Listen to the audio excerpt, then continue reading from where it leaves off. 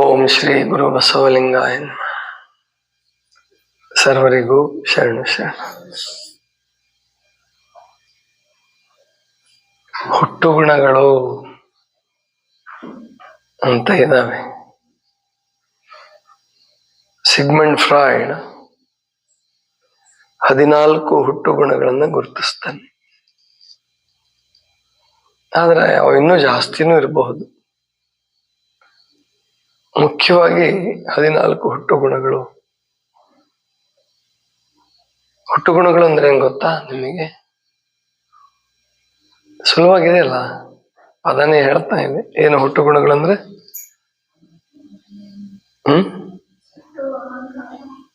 ಅದ ಯಾವುವು ಅಂತ ನಾನು ಕೇಳ್ತಿರೋದು, ಯಾವುವು ಅಂತ ಅಲ್ಲ. ಹುಟ್ಟು ಗುಣಗಳಂದ್ರೆ ಏನು? ಹುಟ್ತಾನೆ ಬಂದಿರ್ತಕ್ಕಂಥ ಸುಲಭವಾದ ಉತ್ತರ. ಒಂದ್ ಗಾದೆ ಹೇಳ್ತಾರೆ, ಸಾಮಾನ್ಯ ಗೊತ್ತಿರ್ಬೇಕು ನಿಮ್ಗೆಲ್ಲ. ಹುಟ್ಟು ಗುಣ ಸುಟ್ಟು ಹೋಗಲ್ಲ ಅಂತ. ಸರಿ, ಈ ಹುಟ್ಟು ಗುಣಗಳು ಸುಟ್ಟರು ಹೋಗಲ್ಲ. ಆದ್ರೆ ನಿಮ್ ಹುಡುಗರು ಓದಿರ್ತಾರಲ್ಲ ಪರೀಕ್ಷೆಗೆ, ಪರೀಕ್ಷೆ ಮುಗಿದೊಂದು ವಾರಕ್ಕೆ ಅದಿರಲ್ಲ ಅಲ್ವಾ? ಸಾಮಾನ್ಯವಾಗಿ ಒಂದ್ ವಾರ ಆದ್ಮೇಲೆ ಬೇಕಾದ್ರೆ ಪರೀಕ್ಷೆ ಮಾಡ್ರಿ, ಹೇಳಲಾರ್ದೆ ಕೇಳಲಾರ್ದೆ ಮಕ್ಳಿಗೆ ಪರೀಕ್ಷೆ ಕೊಟ್ರೆ ರ್ಯಾಂಕ್ ಸ್ಟೂಡೆಂಟ್ಸು ಫೇಲ್ ಆಗ್ಬೋದು.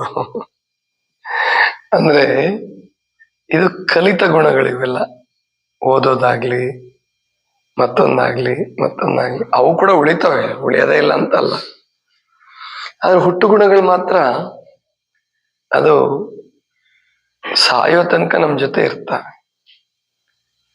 ಈ ಹುಟ್ಟು ಗುಣಗಳನ್ನ ಸರಿಯಾಗಿ ಮ್ಯಾನೇಜ್ ಮಾಡದೆ ಹೋದ್ರೆ ನಮ್ ಜೀವನ ಹಾಳು ಮಾಡ್ಕೊಂಡ್ಬಿಡ್ತೀವಿ. ಅಂದ್ರೆ ಹುಟ್ಟು ಗುಣಗಳನ್ನ ಸರಿಯಾಗಿ ಅರ್ಥ ಮಾಡ್ಕೊಂಡು, ನನಗೆ ಯಾವುದು ಜಾಸ್ತಿ ಇದೆ ಹುಟ್ಟು ಗುಣ, ಒಬ್ಬೊಬ್ರಿಗೆ ಒಂಥರ ಜಾಸ್ತಿ ಇರ್ತದೆ. ನಿದ್ರೆ ಕೆಲವ್ರಿಗೆ ಜಾಸ್ತಿ ಇರ್ತದೆ, ಕೆಲವ್ರಿಗೆ ಹಾಸ್ಯ ಪ್ರವೃತ್ತಿ ಜಾಸ್ತಿ ಇರುತ್ತೆ. ನಗ್ತಿರ್ತಾರ ಅವ್ರು, ಬೇಕಾದ್ದೇ ಕಷ್ಟಗಳು ಬರ್ಲಿ ಅವ್ರ ಮುಖ ನಗುಮುಖನೇ ಇರ್ತದೆ. ಅದು ಅವ್ರ ಸ್ವಭಾವನೆ, ಹುಟ್ಟು ಗುಣನೇ. ಹಾಗೆ ಕೆಲವ್ರಿಗೆ ಸಿಟ್ಟು ಜಾಸ್ತಿ ಇರುತ್ತೆ, ಕೆಲವರಿಗೆ ಲೋಭ ಗುಣ, ಸಂಗ್ರಹ ಪ್ರವೃತ್ತಿ ಜಾಸ್ತಿ ಇರ್ತದೆ. ಹಂಚಿಕೊಳ್ಳೋದು ಕೂಡ ಒಂದು ಹುಟ್ಟು ಗುಣವೇ. ಹಂಚಿಕೊಳ್ಳೋದು ಕೆಟ್ಟದ್ದ ಅಂದ್ರೆ ಅದೇನು ಕಷ್ಟಪಟ್ಟು ಬರ್ಬೇಕು ಅಂತಲ್ಲ, ಕೆಲವರಿಗೆ ಸಹಜವಾಗಿ ಬಂದ್ಬಿಡುತ್ತೆ. ಅವ್ರ ಹತ್ರ ಏನು ಇಟ್ಕೊಳಕ್ ಮನ್ಸಾಗಲ್ಲ ಅವ್ರಿಗೆ, ಹಂಚ್ಕೋಬೇಕು ಅಂತ ಅನ್ಸುತ್ತೆ. ಒಟ್ಟು ಈ ಹುಟ್ಟು ಗುಣಗಳಂತ ಏನಿದಾವೆ, ಇವುಗಳು ಕೆಟ್ಟವ ಒಳ್ಳೆವ? ಅದಕ್ಕೊಂದು ಉತ್ತರ ಕೊಡಿ ನೋಡೋಣ. ಹುಟ್ಟು ಗುಣಗಳು ಕೆಟ್ಟವ ಒಳ್ಳೆವ? ಏನ್ ಮೇಡಮ್ ಅರೆ?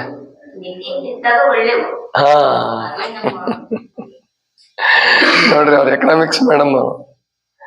ಹಂಗಾಗಿ ಅವ್ರ ಸಬ್ಜೆಕ್ಟ್ ಅಲ್ಲೇ ಉತ್ತರ ಕೊಟ್ರು. ಮಿತಿಯಲ್ಲಿದ್ರೆ ಒಳ್ಳೇದು, ಅತಿ ಆದ್ರೆ ಕೆಟ್ಟದ್ದು. ಅಂದ್ರೆ ಹುಟ್ಟು ಗುಣಗಳು ತಮ್ಮಿಂತಾವೇ ಒಳ್ಳೆವೂ ಅಲ್ಲ, ತಮ್ಮಿಂತಾವೇ ಕೆಟ್ಟವೂ ಅಲ್ಲ. ಈಗ ಎಲೆಕ್ಟ್ರಿಸಿಟಿ ಇದೆಯಪ್ಪ, ಒಳ್ಳೇದ ಕೆಟ್ಟದ್ದ? ಅದು ಒಳ್ಳೇದ್ ಮಾಡ್ಕೊಂಡ್ರೆ ಒಳ್ಳೇದು, ಕೆಟ್ಟದ್ ಮಾಡ್ಕೊಂಡ್ರೆ ಕೆಟ್ಟದ್ದು. ಅದು ಒಳ್ಳೇದು ಅಲ್ಲ, ಅದು ಕೆಟ್ಟದ್ದು ಅಲ್ಲ. ಈ ಸೃಷ್ಟಿಯ ನಿಯಮನೇ ಹಂಗಿದೆ. ಸೃಷ್ಟಿನಲ್ಲಿ ಶಕ್ತಿ ಇದೆ, ಶಕ್ತಿಯ ಆಗರ. ಸೃಷ್ಟಿನೇ ಶಕ್ತಿಯ ಆಗರ. ಸೃಷ್ಟಿ ಆಗಿರೋದೇ ಶಕ್ತಿಯಿಂದ. ಅದಕ್ಕೆ ಶಿವ ಶಕ್ತಿ ಅಂತ ಎರಡು ಬಳಸ್ತಿರ್ತಾನೆ. ಶಿವ ಪರಮಾತ್ಮ ಸೃಷ್ಟಿ ಮಾಡೋದು ಯಾವುದರಿಂದ ಅಂದ್ರೆ ಶಕ್ತಿಯಿಂದ. ಅದನ್ನ ಮನುಷ್ಯ ಏನ್ ಮಾಡ್ದ, ತನ್ನ ಬುದ್ಧಿವಂತಿಕೆಯಿಂದ ಅಥವಾ ತನ್ನ ಸ್ವಾರ್ಥಕ್ಕಾಗಿಯೋ ಏನೋ ಗೊತ್ತಿಲ್ಲ, ಸ್ತ್ರೀಯನ್ನ ಶಕ್ತಿಗೋಲಿಸ್ದ, ಪುರುಷನನ್ನ ಶಿವನಿಗೋಲಿಸ್ದ. ಅದು ವಾಸ್ತವಿಕವಾಗಿ ಹಂಗಿಲ್ಲ, ಮನುಷ್ಯ ಹೇಳ್ದಂಗೆ ಏನಿಲ್ಲ. ಸ್ತ್ರೀಯಲ್ಲಿಯೂ ಪುರುಷತ್ವ ಇರದೆ, ಪುರುಷನಲ್ಲಿಯೂ ಕೂಡ ಸ್ತ್ರೀಯತ್ವ ಇದೆ. ಇದನ್ನ ನಾವು ಅರ್ಥ ಮಾಡ್ಕೋಬೇಕು. ಸ್ತ್ರೀ ಗುಣ ಅಂತಂದ್ರೆ ಆಕೆ ತಾಯಿ ಗುಣ ಇರ್ತದಲ್ಲ, ರಕ್ಷಣೆ ಮಾಡತಕ್ಕಂಥದ್ದು, ವಾತ್ಸಲ್ಯ, ಆಮೇಲೆ ತಾಳ್ಮೆ, ಇದೆಲ್ಲ ಸ್ತ್ರೀಯರಲ್ಲೂ ಇರ್ತದೆ, ಪುರುಷರಲ್ಲೂ ಇರ್ತದೆ.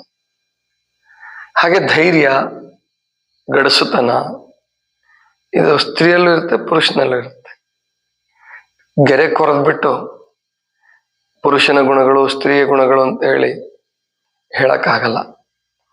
ಏನು ದೈಹಿಕ ರಚನೆ ಸ್ವಲ್ಪ ಅಷ್ಟೇ ಕೆಲವು ವ್ಯತ್ಯಾಸಗಳಿರ್ಬೋದು. ಸೃಷ್ಟಿಕ್ರಿಯೆ ದೃಷ್ಟಿಯಿಂದ ಸ್ತ್ರೀ ಮತ್ತು ಪುರುಷ ಅನ್ನೋ ಎರಡು ಮಾಡಿದಾನೆ ಪರಮಾತ್ಮ, ಸಂತಾನೋತ್ಪತ್ತಿ ದೃಷ್ಟಿಯಿಂದ. ಅಷ್ಟು ಬಿಟ್ರೆ ಬಾಕಿ ಅನೇಕ ವಿಷಯಗಳಲ್ಲಿ ಸ್ತ್ರೀ ಪುರುಷರ ಗೆರೆ ಕೊರೆದು ಮಾಡೋದಕ್ಕಾಗಲ್ಲ. ಅದಕ್ಕೆ ಒಟ್ಟು ಈ ಶಕ್ತಿ ಅನ್ನುವಂಥದ್ದೇನಿದೆ ಅದು ಸ್ತ್ರೀ, ಶಿವ ಪುರುಷ ಅನ್ನೋದೇನಿದೆ ಅದು ಶಿವತ್ವಕ್ಕೆ ಸಂಬಂಧಪಟ್ಟಿದ್ದು ಅಂತ ಹೇಳಲಿಕ್ಕಾಗಲ್ಲ. ಆದ್ರೆ ಸೃಷ್ಟಿನಲ್ಲಿ ಶಿವಶಕ್ತಿ ಮತ್ತು ಅವಿನಾಭಾವವಾಗಿದೆ, ಅವ ಒಂದಕ್ಕೊಂದು ಬಿಟ್ಟು ಇಲ್ವೇ ಇಲ್ಲ. ಅದಕ್ಕೆ ಚಾಮರಸ ಪ್ರಭುಲಿಂಗ ಲೀಲೆ ಪದ್ಯದಲ್ಲಿ ಒಂದು ಪದ್ಯದಲ್ಲಿ ಹೇಳ್ತಾನೆ, ಶಶಿಯ ಶೀತಳದಂತೆ ಕರ್ಪೂರ ದೆಸೆವ ಕಂಪುಗಳಂತೆ ಮಿಸುಪ ಲೋಹ ಸುವರ್ಣದಂತೆ ಸುಧಾಂಶು ರುಚಿಯಂತೆ.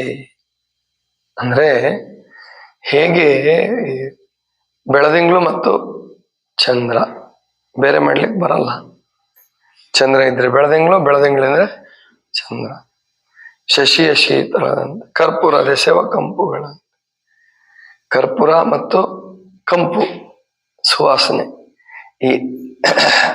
ಈಗ ನಿಮ್ಮ ಕರ್ಪೂರಗಳಿಗೆ ಸುವಾಸನೆ ಇಲ್ಲ.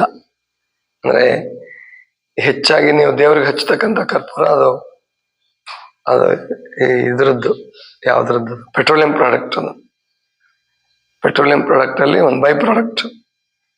ಅದು ಪಚ್ಚಕರ್ಪೂರ ಅಂತ ಇರುತ್ತೆ ನೋಡಿ, ಅದು ಪರಿಮಳ ಇರ್ತದೆ. ಆಯುರ್ವೇದದ ಔಷಧಿಗೂ ಬಳಸ್ತಾರೆ, ಅಡಿಗೆಗೂ ಬಳಸ್ತಾರೆ. ಕೆಲವು ಸಾರಿ ಕೆಲವು ಸ್ವೀಟ್ಗಳಿಗೆ ಪಚ್ಚಕರ್ಪೂರ ಹಾಕ್ತಾರೆ ಪರಿಮಳಕ್ಕೋಸ್ಕರ. ಅಂದ್ರೆ ಅದು ಪರಿಮಳ, ಅದು ಭೂಮಿಯಿಂದ ಬೆಳೆಯುವಂಥದ್ದು ಅಂತ ಕಾಣಿಸುತ್ತದೆ. ಅಂದ್ರೆ ಇವನ್ನ ಬೇರ್ ಮಾಡ್ಲಿಕ್ಕೆ ಬರಲ್ಲ ಅಂತ. ಪರಿಮಳ ಮತ್ತು ಹೂವು, ಪರಿಮಳ ಅಥವಾ ಕರ್ಪೂರ, ಬೆಳದಿಂಗಳು, ಚಂದ್ರ, ಜೇನುತುಪ್ಪ ಮತ್ತು ಜೇನುತುಪ್ಪದ ರುಚಿ ಹೆಂಗ್ ಬೇರೆ ಮಾಡಕ್ಕಾಗತ್ತೆ? ಹಾಗೆ ಸೃಷ್ಟಿ ಮತ್ತು ಶಿವ ಮತ್ತು ಶಕ್ತಿ ಇವುಗಳನ್ನ ಬೇರೆ ಮಾಡ್ಲಿಕ್ಕೆ ಬರಲ್ಲ. ಆದ್ರೆ ಸ್ತ್ರೀ ಪುರುಷರು ಬೇರೆ ಆಗ್ತಾರೆ, ಅದು ಒಟ್ಟಿಗೆ ಇರಕ್ಕಾಗಲ್ಲ. ಯಾವಾಗ್ಲೂ ಒಟ್ಟಿಗೆ ಇರ್ಲಿಕ್ಕೆ ಸಾಧ್ಯ ಇಲ್ಲ. ಅವೆರಡು ದೇಹಗಳು ಬೇರೆ ಬೇರೆನೆ. ಹೀಗೆ ಅಂದ್ರೆ ಈ ಹುಟ್ಟುಗುಣಗಳು ಅಂತ ಏನಿದಾವೆ ಅವು ಶಕ್ತಿಯ ಮೂಲ ಮತ್ತು ಬೆಳವಣಿಗೆಗೆ ಅವು ಬೇಕೇ ಬೇಕು. ಆದ್ರಿಂದ ಈ ಪ್ರಾಚೀನರು, ನಮ್ಮ ಋಷಿಗಳು ಕೆಲವರು ಏನಂದ್ರು, ಕಾಮ ಕ್ರೋಧ ಲೋಭ ಮೋಹ ಮದ ಮತ್ಸರ ವೈರಿಗಳು ಅಂದ್ರು. ವೈರಿಗಳಲ್ಲ ಅವು ಹೆಂಗ್ ವೈರಿಗಳಾಗ್ತವೆ? ವೈರಿ ಅಂತಂದ್ರೆ ಸದಾಕಾಲ ದೂರ ಇರ್ತಕ್ಕಂಥವ್, ಅವನು ಹೊರಗೆ ಇರ್ಬೇಕಾಗತ್ತೆ. ಇವು ನಮ್ಮ ಒಳಗೆ ಇರ್ತಕ್ಕಂಥವು, ಇವನ್ ಹೆಂಗ್ ವೈರಿ ಅಂತೀರ? ಮತ್ತು ಇವತ್ತು ವೈರಿ ಅಂತ ಹೇಳಿ ಸಾಧಕನಾಗಿ ಹಿಮಾಲಯಕ್ಕೆ ಹೋಗಿ ಸಿದ್ಧಿ ಪಡ್ಕೊಂಡಂತಹ ಮನುಷ್ಯ ಅಥವಾ ದೊಡ್ಡ ಸಿದ್ಧ ಪುರುಷರು, ಅಕ್ಕ ಮಹಾದೇವಿ ಇರ್ಲಿ, ಅಲ್ಲಮ ಪ್ರಭುಗಳಿರ್ಲಿ, ಬುದ್ಧ ಇರ್ಲಿ, ಇವ್ರು ಯಾರೂ ಕೂಡ ಕಾಮವನ್ನು ಸಂಪೂರ್ಣವಾಗಿ ತೊರೆದು, ಕಾಮ ಕೆಟ್ಟದ್ದು ಅಂತ ಹೇಳಲಿಲ್ಲ. ಯಾವುದೋ ಒಂದು ಪ್ರಸಂಗದಲ್ಲಿ ಹೇಳಿರ್ಬೋದು ಅವರು. ಆದ್ರೆ ಆ ಕಾಮವನ್ನು ಅವ್ರೇನ್ ಮಾಡಿದ್ರು ಅಂದ್ರೆ ಪರಿವರ್ತನೆ ಮಾಡಿದ್ರು, ಕ್ರೋಧವನ್ನ ಪರಿವರ್ತನೆ ಮಾಡಿದ್ರು. ಮಹಾತ್ಮರಿಗೇನು ಸಿಟ್ಟಿರಲ್ಲ ಅಂತಲ್ಲ, ಗಾಂಧೀಜಿಗೆ ಸಿಟ್ಟಿತ್ತು, ಬಹಳ ಸಿಟ್ಟಿತ್ತು ಗಾಂಧೀಜಿಗೆ. ಎಷ್ಟು ಸಿಟ್ಟಿತ್ತು ಅಂತಂದ್ರೆ ಅವರಿಬ್ರು ಜಗಳ ಆಡ್ತಾರೆ, ಕಸ್ತೂರಬಾ ಮತ್ತು ಗಾಂಧೀಜಿ. ಒಂದ್ಸರಿ ರಾತ್ರಿ ಮಧ್ಯರಾತ್ರಿ ಹೊಡೆದು ಹೊರಗಾಕ್ಬೇಕು ಅಂತ ಪ್ರಯತ್ನ ಪಡ್ತಿರ್ತಾರ. ದಕ್ಷಿಣ ಆಫ್ರಿಕಾದಲ್ಲಿ ಅದು ಹೆಂಡತಿಗೆ ಹೊಡೆದು. ಆ ಕಸ್ತೂರಬಾ ಬಹಳ ಪ್ರತಿಭಟಿಸ್ತಾರೆ. ಅದನ್ನ ಗಾಂಧೀಜಿ ತುಂಬಾ ನೋವಿಂದ ಬರೀತಾರೆ ಮುಂದೆ, ನಾನು ಇಂಥ ಕ್ರೂರಿ ಇದ್ದೆ ಅಂತ ಹೇಳ್ಬಿಟ್ಟು. ಅಂದ್ರೆ ಎಂಥ ಮಹಾತ್ಮರೇ ಇರಲಿ ಅವರು, ಮುಂದೆ ಗಾಂಧೀಜಿ ಅಹಿಂಸಾವಾದಿ ಅನ್ನರಲ್ಲ, ಮತ್ತೆ ಎಲ್ಲರನ್ನೂ ಪ್ರೀತಿಸಿದ್ರಲ್ಲ, ಬ್ರಿಟಿಷರನ್ನು ಕೂಡ ಪ್ರೀತಿಸಿದ್ರಲ್ಲ, ತಮಗೆ ಹೊಡೆದವರು ಹಲ್ಲೆ ಮಾಡಿದವ್ರನ್ನು ಕೂಡ ಪ್ರೀತಿಸಿದ್ರ ಗಾಂಧೀಜಿ. ಅಂಥವ್ರಿಗೆ ತಮ್ಮ ಹೆಂಡತಿಯನ್ನ ತಾಳ್ಮೆಯಿಂದ ನಡೆಸ್ಕೋಬೇಕು ಅನ್ನೋದು ಕೂಡ ಹೊಳಿತಿರ್ಲಿಲ್ಲ ಸಿಟ್ಟು ಬಂದಾಗ. ಅಂದ್ರೆ ಅಂತ ಸಿಟ್ಟು ಅನ್ನುವಂಥದ್ದು ಇರುತ್ತೆ, ಆದ್ರೆ ಸಿಟ್ಟಿನ ತಪ್ಪು ಅಂತ ಅಲ್ಲ. ಸಿಟ್ಟು ಕೆಟ್ಟದ್ದು, ಅದ್ ನನ್ ವೈರಿ ಅಂದ್ರೆ ಅದೇನು ಹೋಗಲ್ಲ. ಕಾಮ ಕೆಟ್ಟದ್ದು, ಅದ್ ನನ್ ವೈರಿ ಅಂದ್ರೆ ಹೋಗಲ್ಲ. ಅದನ್ನ ಜಾಣತನದಿಂದ, ಸಂಸ್ಕಾರದಿಂದ, ಗುರುಗಳ ಮಾರ್ಗದರ್ಶನದಿಂದ, ಸತ್ಸಂಗದಿಂದ ಈ ಹುಟ್ಟುಗುಣಗಳಿಗೆ ಸಂಸ್ಕಾರ ಕೊಟ್ಟು ಅವುಗಳನ್ನು ಬದಲಾಯಿಸ್ಕೋಬೇಕು. ಹೇಗೆ ಎಲೆಕ್ಟ್ರಿಸಿಟಿಯನ್ನು ಬಳಸಿ ಬೆಳಕು ಮಾಡ್ಕೊಂಡ್ರಿ, ವಿದ್ಯುತ್ ಏನದು ಫ್ಯಾನ್ ತಿರುಗಿಸ್ಕೊಂಡ್ರಿ, ಮಿಕ್ಸಿ ಗ್ರೈಂಡರ್ ಉಪಯೋಗಿಸ್ಕೊಂಡ್ರಿ, ಕಡೆಗೆ ಉಪಗ್ರಹ ಬಿಡೋ ತನಕ ಎಲೆಕ್ಟ್ರಿಸಿಟಿಯ ಉಪಯೋಗ ಹೇಗಾಯ್ತು, ಹಾಗೆ ನಮ್ಮ ಜೀವನದಲ್ಲೂ ಕೂಡ ನಮ್ಗಿರ್ತಕ್ಕಂಥ ದೌರ್ಬಲ್ಯಗಳನ್ನ, ಕೆಟ್ಟ ಗುಣಗಳು ಅಂತ ಹೇಳ್ಬಿಟ್ಟು ತಿರಸ್ಕಾರ ಮಾಡಿ ಅದನ್ನ ನಿಂದಿಸ್ಕೊಂತ, ನಮ್ಮನ್ನು ನಾವು ನಿಂದಿಸ್ಕೊಂತ ಜೀವನ ಮುಗಿಸೋದಕ್ಕಿಂತ ಅವುಗಳನ್ನ ಸರಿಯಾಗಿ ಅರ್ಥ ಮಾಡಿಕೊಂಡು ಅವುಗಳನ್ನು ಹೇಗೆ ಗೆಲ್ಲೋದು ಅಥವಾ ಹೇಗೆ ಸಬ್ಲಿಮೇಷನ್ ಅಂತ ಕರೀತಾರೆ. ಬಹಳ ಅದ್ಭುತವಾದ ಶಬ್ದ ಅದು ಇಂಗ್ಲಿಷಲ್ಲಿ, ಸಬ್ಲಿಮೇಷನ್ ಆಫ್ ದಿ ಇನ್ಸ್ಟಿಂಕ್ಟ್ಸ್. ಹುಟ್ಟು ಗುಣಗಳನ್ನ ಉದಾತ್ತೀಕರಣ ಮಾಡ್ತಕ್ಕಂಥದ್ದು, ಪರಿವರ್ತನೆ ಮಾಡ್ತಕ್ಕಂಥದ್ದು. ಕಾಮವನ್ನ ಭಕ್ತಿಯನ್ನಾಗಿ, ಕ್ರೋಧವನ್ನ ಕರುಣೆಯನ್ನಾಗಿ, ಲೋಭವನ್ನ ಔದಾರ್ಯವನ್ನಾಗಿ, ಮೋಹವನ್ನ ನಿರ್ಲಿಪ್ತತೆಯನ್ನಾಗಿ, ಮತ್ಸರವನ್ನ ವಿಶ್ವ ಪ್ರೀತಿಯನ್ನಾಗಿ, ವಿಶ್ವ ಮಾನವ ಪ್ರೀತಿಯನ್ನಾಗಿ, ಅಹಂಕಾರವನ್ನ ಕಿಂಕರತೆಯನ್ನಾಗಿ ಪರಿವರ್ತನೆ ಮಾಡ್ತಕ್ಕಂಥದ್ದೇ ನಮ್ಮನ್ನು ಉದ್ಧರಿಸ್ತಕ್ಕಂತಹ ಮಾರ್ಗ. ಅದನ್ನ ಬಿಟ್ಟು ಬೇರೆ ಮಾರ್ಗನೇ ಇಲ್ಲ. ಉಪನಿಷತ್ತಿನಲ್ಲಿ ಈಶಾವಾಸ್ಯ ಉಪನಿಷತ್ ಮಾತು ಬರುತ್ತೆ, ಒಂದು ಶ್ಲೋಕದಲ್ಲಿ ಹೇಳ್ತಾನವನು, ಈ ಮಾರ್ಗ ಬಿಟ್ಟರೆ ನಿನಗೆ ಬೇರೆ ಮಾರ್ಗನೇ ಇಲ್ಲ, ಕರ್ಮ ಮಾಡ್ಲೇಬೇಕು ನೀನು. ಕುರ್ವನ್ನೇವೇಹ ಕರ್ಮಾಣಿ ಜಿಜಿ ವಿಷಯ ಛತ ಸಮಾಹ ಅಂತ ಬರುತ್ತೆ, ಒಂದು 3ನೇ ಮಂತ್ರ 4ನೇ ಮಂತ್ರ ಬರ್ತದ. ಅದ್ರಲ್ಲಿ ಅವನು ಹೇಳ್ತಾನ, ಈ ಮಾರ್ಗ ಬಿಟ್ಟರೆ ಬೇರೆ ಮಾರ್ಗನೇ ಇಲ್ಲಪ್ಪ ನಿನಗೆ. ಯಾಕೆಂದ್ರೆ ಹುಟ್ಟಿದೀಯಾ, ಬೆಳೆದಿದೀಯಾ, ಮತ್ ಬಾಳ್ಬೇಕಾಗಿದೆ, ನೀನ್ ಎಲ್ಲರ ಜೊತೆ ಬಾಳ್ಬೇಕಾಗಿದೆ. ಆದ್ರಿಂದ ಕರ್ಮ ಮಾಡ್ತಾ ಬದುಕು, ಆದ್ರೆ ಅದನ್ನ ಅಂಟಿಸ್ಕೋಬೇಡ. ಮಾಡೋದನ್ನ ಚೆನ್ನಾಗಿ ಮಾಡ್ಬಿಡು, ಪ್ರೀತಿಯಿಂದ ಮಾಡು. ಎಲ್ಲಿ ದ್ವೇಷದಿಂದ ಮಾಡಕ್ ಹೋಗ್ತಿರೋ ಅಥವಾ ತಿರಸ್ಕಾರದಿಂದ ಮಾಡಕ್ ಹೋಗ್ತಿರೋ ಅದು ನಿಮ್ಮನ್ನು ಬಿಡೋದೇ ಇಲ್ಲ. ಅದಕ್ಕೆ ಪ್ರೀತಿಯಿಂದ ಮಾಡ್ಬಿಡೋಣ. ಬದುಕ್ಬೇಕು ಗಂಡ ಹೆಂಡತಿ, ಪ್ರೀತಿಯಿಂದ ಬದುಕ್ಬಿಡಿ. ಚೆನ್ನಾಗಿ ಬದುಕಿ ಇರ್ಬೋದು, ದೋಷಗಳಿರ್ಬೋದು, ಏನೋ ಕಷ್ಟಗಳಿರ್ಬೋದು, ಏನೋ ಚೆನ್ನಾಗಿ ಬದುಕ್ಬಿಡಿ. ಸಾಕ್ರೆಟೀಸ್ ಆಗ್ಲಿ, ತುಕಾರಾಮರಾಗ್ಲಿ, ಇಂಥವರೆಲ್ಲ ತಮಗೆ ವಿರುದ್ಧವಾದಂತ ಹೆಂಡತಿ ಸಿಕ್ಕರು ಕೂಡ, ವಿರುದ್ಧ ಸ್ವಭಾವದ ಹೆಂಡತಿ ಸಿಕ್ಕರು ತುಂಬಾ ಚೆನ್ನಾಗಿ ಬದುಕಿದ್ರು. ಆ ಹೆಂಡತಿಯರನ್ನೇ ಗುರುಗಳನ್ನಾಗಿ ಮಾಡ್ಕೊಂಬಿಟ್ರು, ಅವ್ರ ಸ್ವಭಾವನೇ ಗುರುಗಳನ್ನಾಗಿ ಮಾಡ್ಕೊಂಬಿಟ್ರು. ಅದನ್ನ ನಾವು ಕಲಿಬೇಕು, ಪ್ರತಿಯೊಬ್ರು ಕೂಡ ಅಷ್ಟೆ. ತಿನ್ನುವ ಗುಣ ಇದೆ, ತಿನ್ನುವ ಗುಣವನ್ನ ನಿಂದಿಸ್ತಾ ಹೋಗೋದು ಬೇಡ. ಉಪವಾಸವನ್ನು ಕಲ್ತ್ಕೊಂಡ್ಬಿಡೋಣ.